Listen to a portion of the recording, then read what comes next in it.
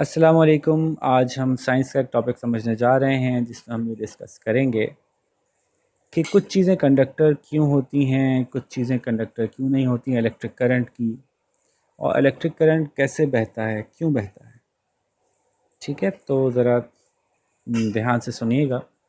सबसे पहले तो देखिए कि मुख्तलिफ़ जितनी भी दुनिया में चीज़ें हैं वो सब एटम्स से मिलके बनी है। ये बात तो आप जानते हैं।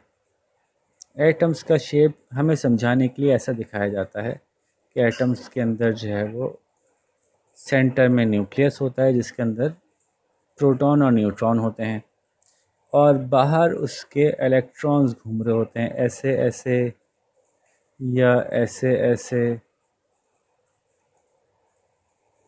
कर लेते हैं ऐसे ऐसे, या किसी और डायमेंशन में, किसी और डायरेक्शन में ऐसे ऐसे। ठीक है, ये लेकिन हमें समझाने के लिए ही ये सर्कल्स, ये दायरे, ये मदार दिखाए जाते हैं। एक्चुअल जो इसकी पोजीशन है वो इससे काफ़ी मुख्तलिफ है देखने में। वैसे तो हमें आसानी से दिखता भी नहीं है, हमें इमेजिनेटिवली इसको लॉजिकली डिसाइड करते हैं। तो बहरहाल बात मुख्तसरन ये है कि जितने भी एटम्स होते हैं, जितने भी चीज़ें दुनिया में हैं, वो सब एटम से मिलकर बनी हैं। और एटम का एक स्ट्रक्चर ये होता है कि उसके सेंटर में न्यूट्रॉन और प्रोटॉन होते हैं जो कि बड़े होते हैं। इनके ऊपर पॉजिटिव चार्ज होता है प्रोटॉन्स के ऊपर, न्यूट्रॉन न्यूट्रल होते हैं, जो कोई चार्ज नहीं होता। और चारों तरफ इसके इलेक्ट्रॉन्स घूमते हैं जो बहुत बारीक बारीक होते हैं। इलेक्ट्रॉन्स पे नेगेटिव चार्ज होता है, तो इनका नेगेटिव और इनका पॉजिटिव एक दूसरे को खींचता है। तो ज़ाहिर है ये बहुत छोटे हैं, ये बहुत बड़े हैं, तो ये इनकी तरफ खींच रहे होते हैं, लेकिन अपनी एनर्जी की वजह से ये गोल गोल घूमते रहते हैं, बहुत स्पीड से घूमते हैं। Almost at the speed of light घूम रहे होते हैं।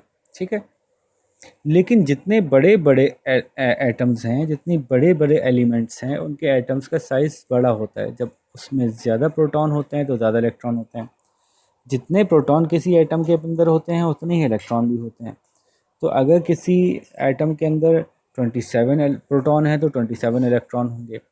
और इलेक्ट्रॉन्स को जब हम भरना शुरू करते हैं, या इलेक्ट्रॉन्स जब भरे जाते हैं किसी भी एटम के शेल्स में, तो एक लिमिट तक भरे जाते हैं, उसके बाद अगला शेल बनाना पड़ता है। यूं करते करते बाज़ एटम्स के जो साइज़ होते हैं वो इतने बड़े होते हैं कि उसका जो बाहर वाला शेल होता है वो सेंटर से थोड़ा सा दूर होता है। और उसमें कोई एक बेचारा इलेक्ट्रॉन अगर ऐसे आराम से अकेला घूम रहा हो, तो उससे क्या होता है कि ये बहुत दूर होने की वजह से अपने सेंटर से लूज़ली कनेक्ट होता है, और ऐसे इलेक्ट्रॉन को फ्री इलेक्ट्रॉन कहते हैं। क्यों कहते हैं अभी मैं समझाता हूँ।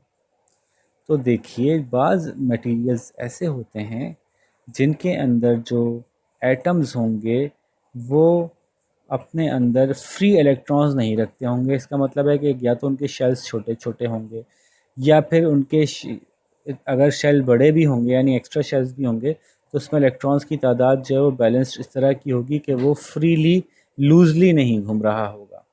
ठीक है, तो ऐसी सूरत में कि जब कोई इलेक्ट्रॉन लूज़ नहीं है, तो जब यहाँ से एक इलेक्ट्रॉन आता है, धक्का मारता है, तो यहाँ पे उस धक्के को रिसीव करने वाला कोई इलेक्ट्रॉन ऐसा नहीं होता जो उसके धक्के की वजह से अपनी जगह से हिले, और यूं इलेक्ट्रॉन का जो सर्किट है, जो करंट है, वो फ्लो नहीं कर पाता, वो सर्किट कंप्लीट नहीं हो पाता और करंट फ्लो नहीं कर पाता। लेकिन अगर किसी चीज़ में ऐसा हो कि बहुत सारे एटम्स हों, अच्छा billions and billions of atoms होंगे एक तार के अंदर भी, और उसके अंदर जो है वो उस एलिमेंट के बहुत सारे फ्री इलेक्ट्रॉन्स भी घूम रहे होते हैं, हों इधर से उधर, चारों तरफ चक्कर लगा रहे हों। फ्री इलेक्ट्रॉन होने की मदद का मतलब ये होगा कि वो अपने सेंटर से काफ़ी दूर हैं, और वो पेयर में भी नहीं हैं। उनका बाहर निकल जाना बड़ा आसान है, ज़रा सा धक्का लगने से वो बाहर निकल सकते हैं।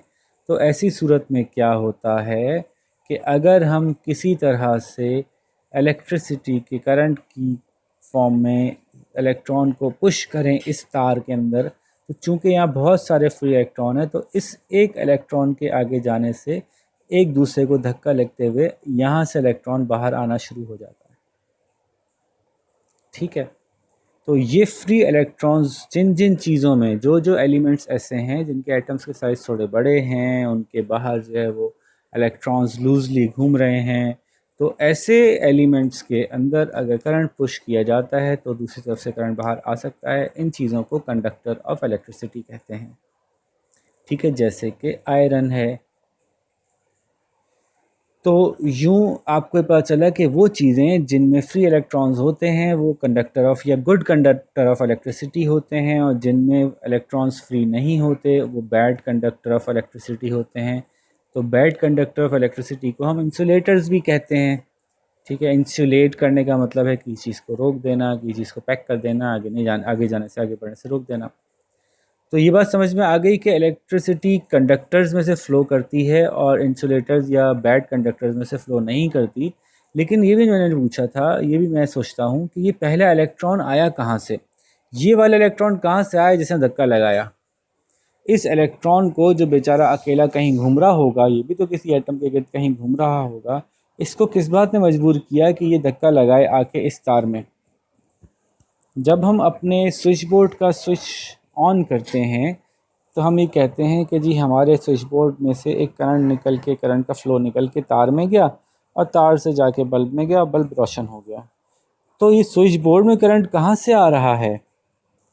ये कहाँ से धक्का मौजूद मिल रहा है इलेक्ट्रॉन्स को, जो ये स्विच बोर्ड के अंदर से होता हुआ फिर बिजली के बल्ब तक जा रहा है? तो ये समझने के लिए हमें देखना पड़ेगा कि बिजली बनती कैसे है। अब बिजली बनाने के बहुत सारे तरीक़े हैं, उनमें से कुछ मैं आपसे डिस्कस करता हूं जो मोस्ट ऑब्वियस, मोस्ट कॉमन है, जो हमारे यहाँ देखने को मिल सकते हैं या जिनके ऊपर आप ख़ुद भी तजर्बा कर सकते हैं शायद किसी हद तक। बिजली बनाने का एक तरीक़ा ये है कि हमने ये देखा कि अगर तार को गोल गोल गोल गोल गोल गोल गोल गोल गोल गोल गोल गोल घुमाया जाए तार को, और उसके बीच में से मैग्नेट को घुमाना शुरू कर दिया जाए इस तरह से, जब तार को गोल गोल घुमाया हुआ हो, जिसको हम कहते हैं कॉइल की शक्ल में वायर हो, और उसके बीच में मैग्नेट को गोल गोल घुमाया जाए तेज़ी से, इतनी तेज़ी से कि 60 टाइम्स पर सेकंड घूम रहा हो वो मैग्नेट, तो इन तारों में से इलेक्ट्रॉन्स धक्का लगने, मैग्नेटिज़्म के धक्का लगने से, जिसको मैग्नेटिक फ्लक्स कहते हैं, उसकी वजह से इन तारों में इलेक्ट्रॉन्स बहना शुरू हो जाते हैं। शर्त यह है कि ये तार किसी कंडक्टर के ही बने हों जिसमें फ्री इलेक्ट्रॉन्स मौजूद हों। इसका मतलब है फ्री इलेक्ट्रॉन्स को धक्का लगाने में एक जो चीज़ हमारी हेल्प कर सकती है वो मैग्नेटिज़्म करती है। तो बच्चों, हमारे घरों में लाइट जो आती है उसका एक बहुत बड़ा सोर्स है हाइडल एनर्जी, हाइड्रो इलेक्ट्रिसिटी।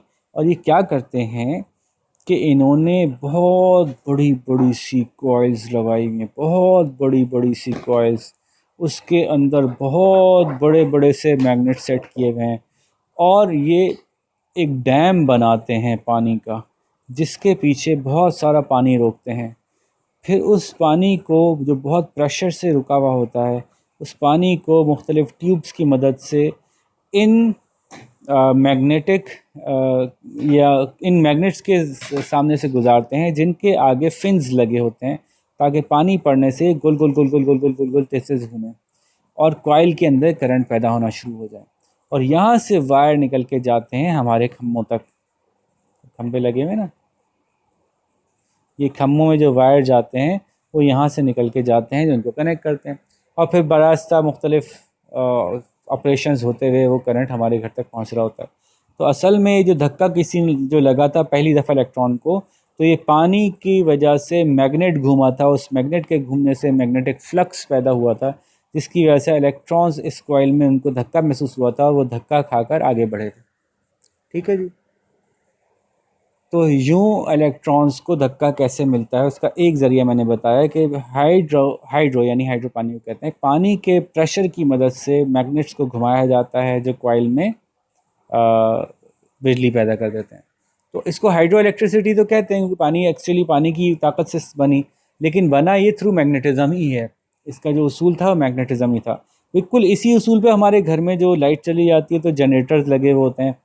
तो जनरेटर्स के अंदर हम देखते हैं तो उसके अंदर खोल के देखते हैं, उसके अंदर भी एक कॉइल होती है और उसके अंदर भी जो है वो एक मैग्नेट लगा हुआ होता है ऐसे करके। और उसको जो चलाने के लिए हम ताकत इस्तेमाल करते हैं तो हम पेट्रोल की मदद से एक इंजन, जैसे गाड़ियों का इंजन होता है ना, तो एक इंजन चल रहा होता है, उस इंजन को पेट्रोल या गैस की मदद से चलाते हैं और डुक डुक डुक डुक डुक डुक डुक डुक डुक चलता है और तेज तेज तेज से घुमाता है और फिर इसमें से करंट फ्लो करने लगता है। इस मैग्नेटिज्म की वजह से उसकी कॉइल में मौजूद इलेक्ट्रॉन्स को धक्का लगता है, उस वो धक्के की मदद से हमारे तारों में बहने लगते हैं। तो यहाँ जो बिजली बनी वो भी मैग्नेटिज्म से बनी, यहाँ भी मैग्नेटिज्म से बनी, बस इसमें इस चलाने के लिए पानी इस्तेमाल हुआ जो कि जिसके वजह धुआं पैदा नहीं हुआ। इसको चलाने के लिए जो वो पेट्रोल इस्तेमाल हुआ जिसके अंदर धुआं पैदा हुआ। तो जनरेटर क्रिएट्स पोल्यूशन, जबकि हाइड्रो इलेक्ट्रिसिटी से जनरली ऐसा खास पोल्यूशन नहीं क्रिएट हो रही होती। इलेक्ट्रॉन्स को बहने पे मजबूर करने के और भी रास्ते हैं। बाज़ केमिकल्स ऐसे हैं जो एक दूसरे से रिएक्ट करते हैं तो उनमें से एक्स्ट्रा इलेक्ट्रॉन जो है वो बाहर निकलता है। तो ऐसी सूरत में जैसे कि आपके घरों में मौजूद होंगे बहुत सारे पेंसिल सेल्स।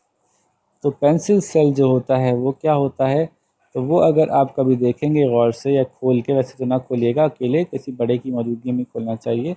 पेंसिल सेल के अंदर जब हम खोलते हैं तो इसके अंदर क्या होता है, एक ऐसी अंदर से खोल के देखें तो ऐसी एक रॉड होती है, उसके गिर्द एक केमिकल लगा हुआ होता है और वो केमिकल जो है वो ब्लैक कलर का, उसमें मुख्तलिफ़ एलिमेंट्स और ऐसे रिएक्टिव मोड में होते हैं जिसकी वजह से करंट जो है वो यहाँ से बहने के लिए तैयार होता है, इलेक्ट्रॉन्स यहाँ से बहने के लिए तैयार होते हैं और इस तरफ जाने चाहते हैं। तो इसीलिए हम जब सर्किट कंप्लीट करते हैं बीच में एक तार लगा दें, यहाँ पे एक तार लगा दें, यहाँ पे एक तार लगा दें और यहाँ पे एक बल्ब लगा दें, बल्ब गोल लगा देते हैं तो बल्ब जलने लगता है। ये केमिकल्स के रिएक्शन के थ्रू भी इलेक्ट्रिसिटी पैदा की जा सकती है, इसका मतलब है। तो ये केमिकल्स भी यूज़ करके हम बिजली के फ़्लो को क्रिएट कर सकते हैं। और पहला धक्का जो मैंने पूछा कि धक्का कौन लगा रहा है इलेक्ट्रॉन्स को, तो केमिकल्स भी रिएक्शन के बाद धक्का लगा सकते हैं।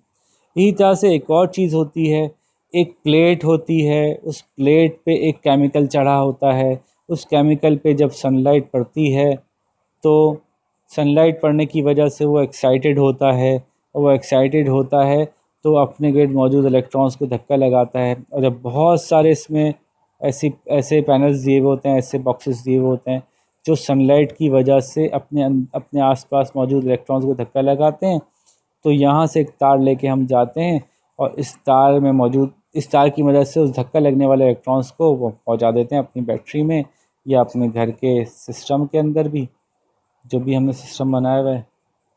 तो ये सोलर सेल कहलाते हैं। तो सोलर वोल्टाइक सेल्स होते हैं ये, जिसके अंदर के धूप की वजह से ये केमिकल एक्साइट होता है। इस एक्साइटमेंट की वजह से इसमें से इलेक्ट्रॉन, एक्स्ट्रा जो फ्री इलेक्ट्रॉन्स हैं वो निकलते हैं और फ्लो होना शुरू हो जाते हैं, इनको धक्का लगता है और यूं भी बिजली पैदा की जा सकती है। तो मैंने बताया कि मैग्नेटिज्म के थ्रू बिजली पैदा होती है, चाहे आप उसको पेट्रोल से घुमाएं या पानी से घुमाएं। और मैंने आपको बताया कि सोलर सेल्स की मदद से बिजली पैदा हो सकती है। मैंने बताया केमिकल्स की मदद से बिजली पैदा हो सकती है। आपने सुना होगा न्यूक्लियर इलेक्ट्रिसिटी।